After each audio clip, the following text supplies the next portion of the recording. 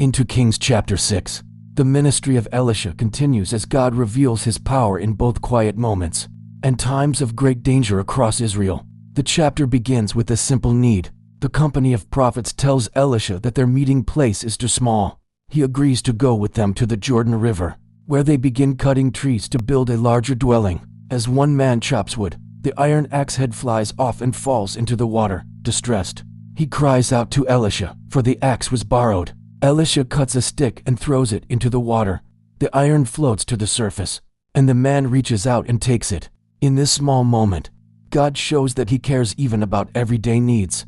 The scene then shifts to a time of conflict. The king of Aram is at war with Israel, repeatedly planning attacks. But each time, Elisha reveals the enemy's plans to the king of Israel, warning him in advance.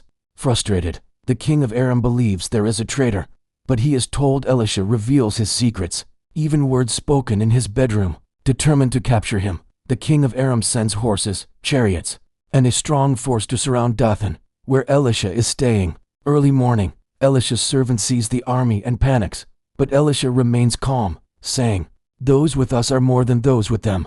Elisha prays that the servant's eyes will be opened. When he looks again, he sees the hills full of horses and chariots of fire surrounding Elisha. God's unseen protection is greater than any earthly army. As the Aramean soldiers approach, Elisha prays, and the Lord strikes them with blindness.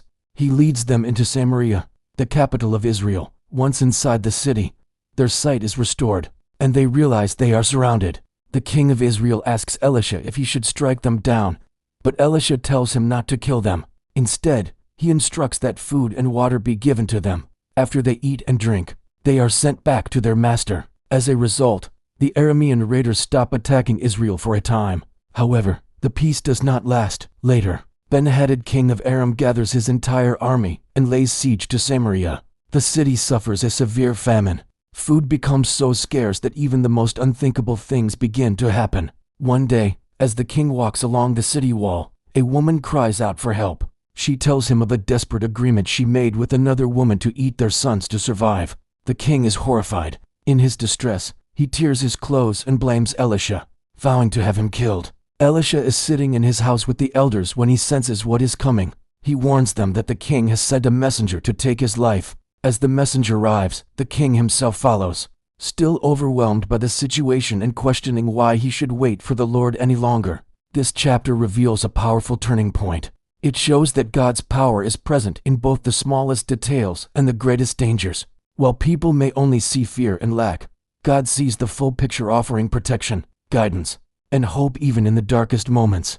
Next comes to Kings chapter 7, where God brings an unexpected deliverance to Samaria and turns famine into abundance.